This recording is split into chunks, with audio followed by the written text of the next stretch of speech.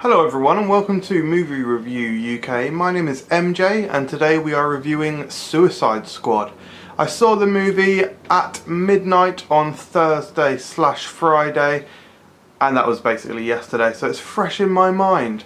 Did I enjoy the movie? That is the key question.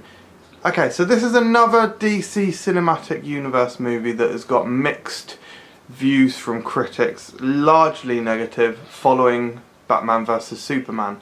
Batman vs Superman was a film that I fairly enjoyed but was quite riddled with problems, it's pretty fair to say. Suicide Squad, unfortunately, is much the same. There's some elements that are really good about it. In fact, probably the elements of Suicide Squad that are good are better than the good elements of Batman vs Superman. In Batman vs Superman, I did love Batman, but perhaps they didn't nail his, his code, i.e. the no killing code, as one thing that they got different to how they're usually portrayed in the comics. Whereas in Suicide Squad, I don't know, things like Amanda Waller is very well represented, and Harley Quinn. Harley Quinn is absolutely perfect. She has an excellent accent, her attitude is amazing, she is amusing, she's psychotic, she is sexually attractive. She really is brilliant. She borderline stole the show in my opinion. Another one of the big talking points is of course Joker. This is Jared Leto's debut as Joker. He is causing controversy because I know of many people who do not like him. Personally, I actually really liked him. I definitely see it as a different take on Joker. He's very much a psychotic gangster, which is maybe a little bit away from what the Joker really is. But I like it, it's a different interpretation, and visually he looks very impressive, and I thought that the actual performance was brilliant. The other characters, Deadshot's okay, and Rick Flag is good, but they have an interesting relationship themselves in that, for some reason, Deadshot is the one that just keeps hitting down Rick Flag, like verbally abusing and just slamming down and winning arguments basically, and it should be the other way around.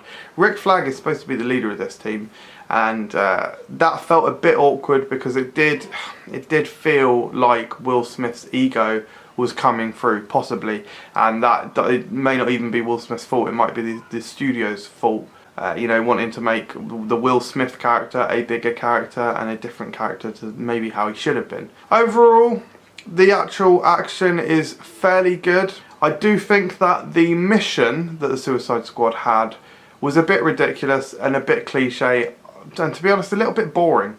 It was the kind of thing that we've seen before, and I can't believe that this has happened again, and I didn't expect it to come up in Suicide Squad at all. It would be the last film I expected this to happen.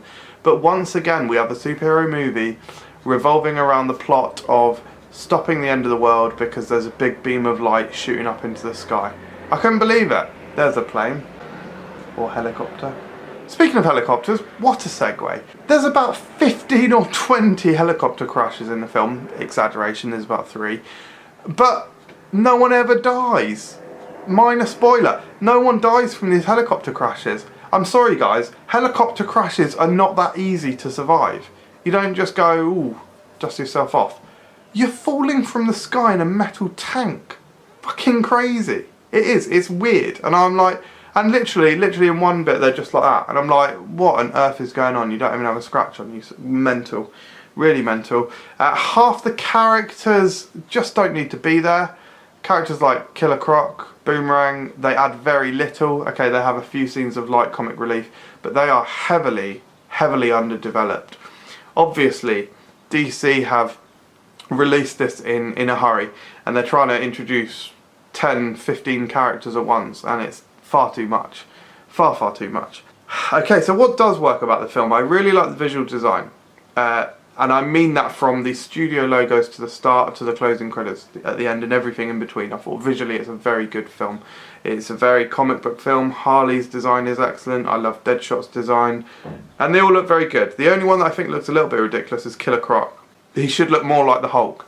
Instead he just looks like a reasonably hench guy with scales on, which, because he is the Killer Croc, honestly it makes him almost look skinny and scrawny, which is weird. But, as I say, I do like the overall design. It looks very good, and the marketing for the film I think has been fantastic, with the like neon lights and the very brightness. I love it.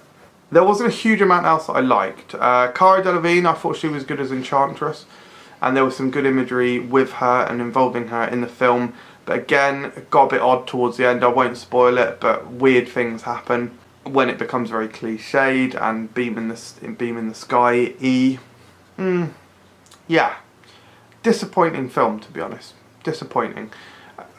Like I say, I did enjoy it, but it had a lot of flaws. Another of the things I had a problem with was they were trying to put in a lot of sentimental moments, maybe 3 or 4 scenes that were supposed to be highly sentimental, and the score, or the shift in score, just punches you in the face with its overbearing insistence on how you feel. Like in these more sentimental scenes, the score just goes crazily, like nah, nah, nah, nah, nah. And it's like, fuck off. No, this is not right for this film. So those are a bit odd, and they just don't work with the characters. And yeah, just overall the score I wasn't keen on. Apart from some of the songs I did enjoy, but the actual overall score, it was too loud in places. I couldn't even hear a lot of what Joker was saying in Joker's few scenes. Finally, probably one of the key points is the editing on this film is so odd. It opens up with 2 individual scenes on 2 individual characters. Then we get the title, and then it goes into 5 or so individual character profiles, including 2 of the people that we've just seen. And it's really weird. And then every so often you'll have a flashback or a dream sequence, and they just pop up out of nowhere seemingly, and the film